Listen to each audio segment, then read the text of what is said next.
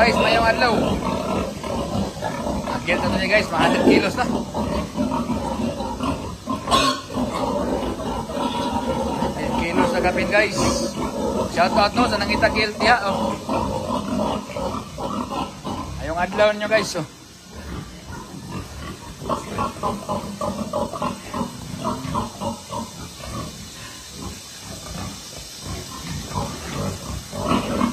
Shout out ito no kay Bossing Katipunan sa JN Farm Davao, kay Sir Vance Adasol, kay Sir Suisa Bim Sanchez nga naipitrin nga butakal gikan diri guys, magamit na Sir Humangit diri mo to gikan yang pitrin guys. Sir Majubel Dumusmog diya sa Davao.